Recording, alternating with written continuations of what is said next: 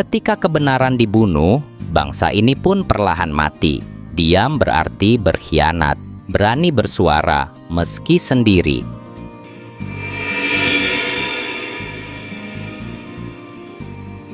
Belakangan ini, isu dugaan ijazah palsu Presiden Joko Widodo, Jokowi, telah menciptakan kegaduhan di ruang publik.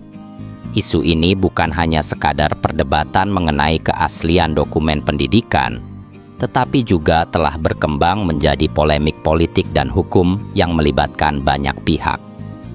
Diskusi ini telah menyita perhatian masyarakat Indonesia, bahkan hingga ke ranah internasional, menciptakan spekulasi, opini, dan aksi hukum yang mendesak klarifikasi dan pembuktian keaslian ijazah tersebut.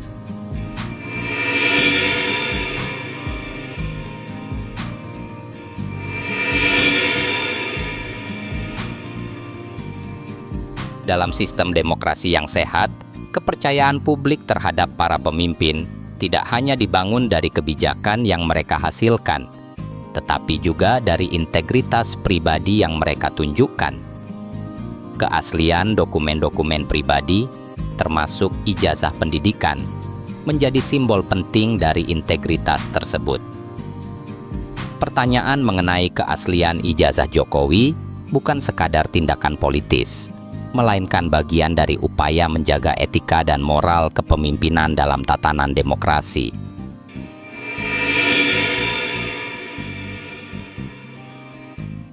Keaslian ijazah mencerminkan dua hal penting, kejujuran pribadi dan integritas moral. Bila terdapat indikasi bahwa dokumen tersebut tidak autentik, maka hal ini tidak bisa dianggap sepele. Integritas pemimpin merupakan fondasi utama dari legitimasi setiap kebijakan yang mereka ambil.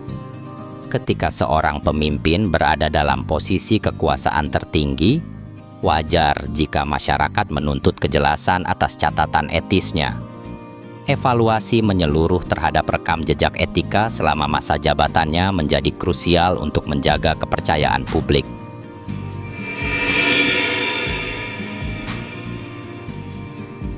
Mempertanyakan dan memverifikasi dokumen penting seperti ijazah menciptakan preseden yang sehat bagi calon pejabat di masa depan. Standar integritas harus ditegakkan secara konsisten. Jika masyarakat dan lembaga negara membiarkan keraguan ini tanpa tanggapan serius, maka akan tercipta celah yang bisa dimanfaatkan oleh aktor-aktor politik lain di masa mendatang untuk memanipulasi data atau membentuk citra yang tidak sesuai kenyataan. Ini adalah soal tanggung jawab antar generasi, memastikan bahwa pejabat publik tidak hanya dipilih karena popularitas, tetapi juga karena transparansi dan kejujuran yang teruji.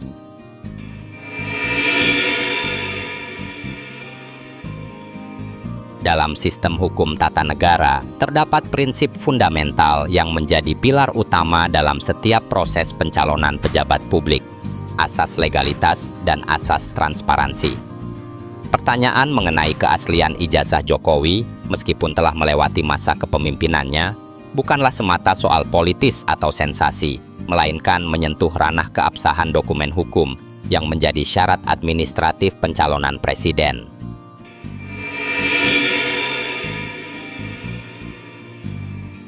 Ijazah bukan hanya sekadar bukti kelulusan, melainkan dokumen hukum resmi yang memiliki kekuatan pembuktian dalam proses seleksi dan pencalonan pejabat tinggi negara. Dalam perspektif hukum tata negara, setiap dugaan potensi pelanggaran terhadap syarat pencalonan harus ditanggapi secara serius, karena hal tersebut berkaitan langsung dengan legitimasi konstitusional pejabat publik.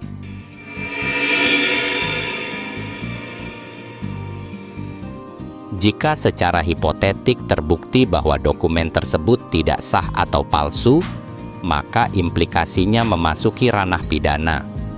Meskipun secara yuridis pidana memiliki batas kadaluarsa, secara etika, moral, dan sosial, pelanggaran semacam ini tidak mengenal batas waktu. Kejahatan terhadap sistem demokrasi dan pemilu yang jujur adalah pengkhianatan terhadap kepercayaan publik dan konstitusi itu sendiri.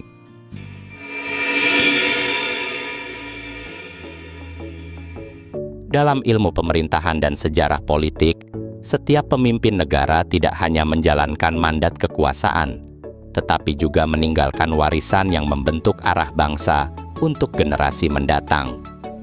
Warisan ini tercermin dalam kebijakan publik, penunjukan pejabat negara, pengelolaan anggaran, hingga keputusan-keputusan strategis di panggung internasional. Oleh karena itu, legitimasi seorang kepala negara bukan sekadar formalitas administratif, melainkan fondasi utama yang menentukan validitas seluruh kebijakan yang diambilnya.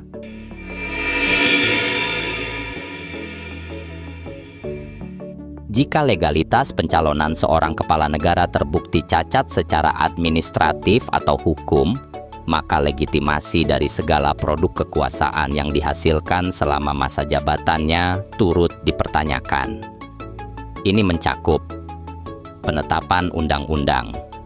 Undang-undang yang disahkan dengan persetujuan presiden dapat kehilangan kekuatan moral dan politik jika otoritas presiden berdiri di atas legalitas yang rapuh. Penunjukan pejabat negara. Legitimasi para pejabat tinggi, baik di eksekutif maupun lembaga independen, yang ditunjuk langsung oleh presiden, akan ikut terseret dalam ketidakpastian hukum. Pengeluaran anggaran dan kebijakan luar negeri. Keputusan-keputusan strategis yang menyangkut penggunaan anggaran negara dan hubungan diplomatik internasional bisa dianggap bermasalah secara legal jika pemimpinnya tak memiliki dasar hukum yang sah.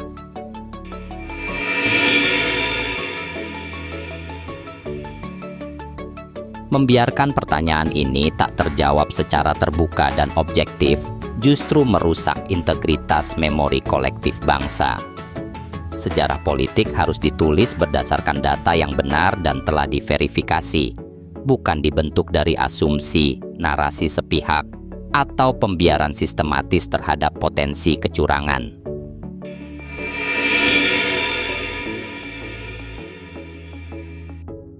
Isu mengenai keaslian ijazah Presiden Jokowi bukan semata-mata persoalan pribadi atau politis, melainkan dapat dimaknai sebagai momentum penting untuk memperkuat sistem verifikasi kelembagaan dalam ranah administrasi publik dan manajemen pemerintahan. Dalam perspektif akademik, kasus ini relevan untuk dijadikan studi kasus yang menyoroti bagaimana institusi negara seperti Komisi Pemilihan Umum, KPU, Badan Pengawas Pemilu, Bawaslu, dan Lembaga Pendidikan Tinggi melakukan proses validasi dokumen administratif yang menjadi syarat pencalonan pejabat publik.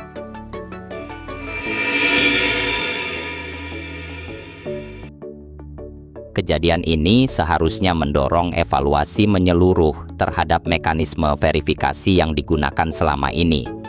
Apakah sistem verifikasi tersebut telah dirancang secara akuntabel, transparan, dan dapat diaudit secara publik? Apakah ada celah prosedural atau kelemahan koordinasi antar lembaga yang dapat dimanfaatkan oleh pihak-pihak tertentu? Pertanyaan-pertanyaan ini bersifat sistemik dan harus dijawab dengan pendekatan kebijakan berbasis data dan evaluasi kelembagaan.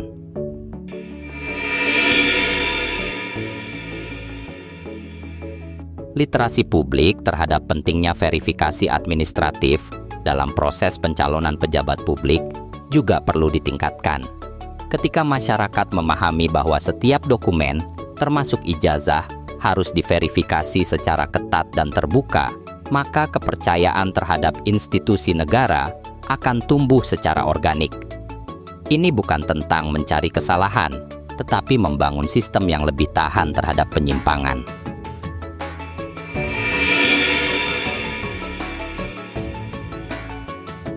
Dari perspektif ilmu komunikasi dan studi media, fenomena ini bukan sekadar perdebatan administratif atau legal, tetapi cermin dari bagaimana informasi atau kekosongan informasi dapat membentuk persepsi publik secara luas.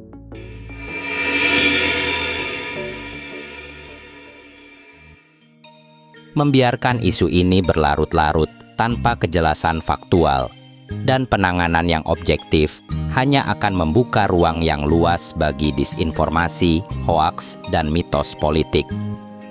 Dalam kajian komunikasi massa, informasi yang tidak terkonfirmasi cenderung diisi oleh narasi-narasi alternatif yang seringkali bersifat spekulatif, emosional, dan manipulatif.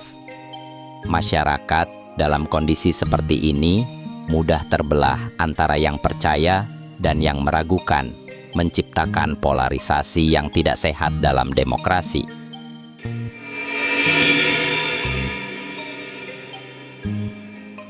Penanganan isu ini secara ilmiah dan transparan adalah langkah krusial untuk membendung banjir disinformasi. Pendekatan berbasis data, verifikasi independen, serta komunikasi yang terbuka dari pihak terkait dapat menjadi rem efektif atas spekulasi liar yang terus merebak. Bukan hanya untuk menjawab pertanyaan publik, tetapi juga untuk memulihkan kepercayaan terhadap institusi pendidikan, proses demokrasi, dan integritas kepemimpinan nasional. Untuk mengakhiri polemik mengenai keaslian ijazah Jokowi, berikut beberapa langkah yang dapat diambil. 1. Verifikasi resmi oleh perguruan tinggi. Universitas Gadjah Mada, UGM, dapat memberikan konfirmasi resmi mengenai keaslian ijazah. Pihak UGM bisa menyediakan berbagai arsip pendukung seperti daftar wisudawan, arsip nilai, dan dokumen administrasi lainnya yang membuktikan bahwa Jokowi benar lulus dan memiliki ijazah yang sah. 2. Keterlibatan lembaga negara. Kementerian Pendidikan dan Kebudayaan, Kemendikbud, atau Direktorat Jenderal Pendidikan Tinggi, Ditjendikti, dapat segera turun tangan untuk memberikan klarifikasi atau merilis pernyataan resmi terkait keabsahan data pendidikan Jokowi yang tercatat di Pangkalan Data Nasional. Selain itu, Badan Pengawas Pemilu, Bawaslu, dan Komisi Pemilihan Umum, KPU, juga memiliki peran penting dalam masalah ini karena menyangkut syarat pencalonan presiden. 3. Audit independen. Salah satu cara lainnya yang paling efektif adalah dengan melakukan audit independen. Meskipun ini bersifat opsional, langkah ini akan memberikan kekuatan lebih pada klaim keaslian tersebut. Jika publik masih memiliki keraguan, maka bisa dibentuk sebuah tim independen yang terdiri dari akademisi dan profesional yang memiliki kredibilitas tinggi. 4. Publikasi dokumen secara transparan. Pihak Jokowi atau lembaga terkait dapat dengan mudah menyediakan salinan ijazah, transkrip akademik, serta foto-foto wisuda yang jelas dan autentik untuk dapat diakses publik. Langkah ini tidak hanya akan menghilangkan spekulasi, tetapi juga menunjukkan komitmen terhadap prinsip keterbukaan. Meskipun isu ini telah berlarut-larut, tampaknya ada upaya untuk menutupi kebenaran. Universitas terhormat, tempat di mana ilmu seharusnya bermuara pada kebenaran, justru terkesan bungkam dalam tabir administratif. Bukan karena tak tahu, tetapi mungkin karena tak mau tahu. Lembaga pengawas pemilu yang digadang-gadang sebagai benteng integritas demokrasi memilih diam yang mencekam, membiarkan tanya-tanya publik melayang tanpa arah. KPU sebagai penjaga gerbang demokrasi seakan mengunci mulut rakyat dengan prosedur, mengalihkan sorotan dari substansi ke teknis. Pertanyaan yang muncul adalah, apa yang disembunyikan? Apakah sebuah dokumen? Atau mungkin, lebih dari itu, sebuah kebenaran yang bisa mengguncang fondasi kepercayaan publik? Indikasi yang mengarah pada kepalsuan ijazah pun bermunculan, tetapi tak satu pun digubris atau berusaha dibuktikan kebenarannya. Bukti tak diusut, suara-suara kritis diabaikan, dan opini dibingkai sebagai fitnah. Mereka bukan sekadar diam, mereka berjalan seiring, seirama, dalam satu orkestra kebohongan yang mencekam. Mereka, secara sadar atau tidak, sedang beramai-ramai membunuh kebenaran demi satu hal, agar bisa hidup bersama dalam aib. Barangkali situasi ini mirip dengan kisah yang dituturkan oleh Letjen TNI Purnawirawan Kiki Syahnakri dalam sebuah tulisan yang berjudul "Beramai-ramai membunuh kebenaran agar bersama-sama hidup dalam aib".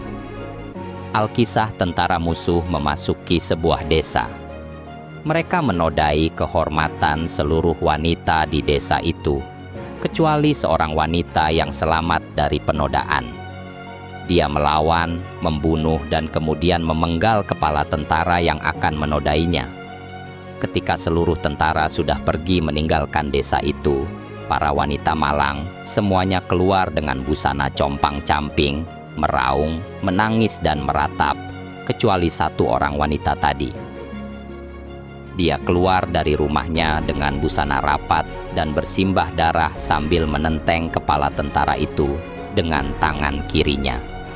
Para wanita bertanya, "Bagaimana engkau bisa melakukan hal itu dan selamat dari bencana ini?" Ia menjawab, "Bagiku hanya ada satu jalan keluar, berjuang membela diri atau mati dalam menjaga kehormatan." Para wanita mengaguminya, namun kemudian rasa was-was merambat dalam benak mereka. Bagaimana nanti jika para suami menyalahkan mereka gara-gara tahu ada contoh wanita pemberani ini? Mereka khawatir sang suami akan bertanya, "Mengapa kalian tidak membela diri seperti wanita itu? Bukankah lebih baik mati daripada ternoda?" Kekaguman pun berubah menjadi ketakutan yang memuncak. Bawah sadar ketakutan para wanita itu seperti mendapat komando. Mereka beramai-ramai menyerang wanita pemberani itu dan akhirnya membunuhnya. Ya, membunuh kebenaran agar mereka dapat bertahan hidup dalam aib, dalam kelemahan, dalam fatamorgana bersama. Dalam konteks dugaan ijazah palsu Jokowi, situasinya mungkin mirip. Mereka yang berupaya mengungkap fakta dan kenyataan dicela, dikriminalisasi, bahkan ada yang berakhir di penjara. Dugaan ijazah palsu Jokowi bukan hanya soal dokumen akademik, tetapi juga pertaruhan besar atas integritas, kejujuran, dan keberanian sebuah bangsa menghadapi kebenaran. Ketika banyak pihak terlihat lebih memilih diam, membela tanpa kritik, atau bahkan menyerang mereka yang bertanya, kita harus bertanya ulang, apakah kita masih bangsa yang sehat secara demokratis? Menutupi atau mengabaikan kebenaran demi kenyamanan politik bukanlah jalan keluar. Justru di sanalah awal mula kehancuran moral dimulai. Jika benar kebenaran dibunuh secara kompak demi menjaga ilusi kebesaran, maka kita semua, tanpa sadar, tengah hidup dalam aib yang disepakati. Dan barangkali, di titik inilah kita perlu memilih, terus memelihara kepalsuan, atau mulai berani menuntut kebenaran apapun risikonya. Keterbukaan dan kejelasan informasi adalah kunci untuk menjaga kepercayaan publik dan memperkuat demokrasi. Kita harus berani menuntut kebenaran, tidak hanya untuk kepentingan saat ini, tetapi juga untuk masa depan bangsa yang lebih transparan, akuntabel, dan berintegritas. Jika Anda menikmati video kami, jangan lupa untuk like, share, dan simpan untuk ditonton lagi nanti. Pastikan juga untuk follow, subscribe, dan nyalakan lonceng notifikasi agar Anda tidak ketinggalan konten terbaru dari kami. Terima kasih atas dukungannya.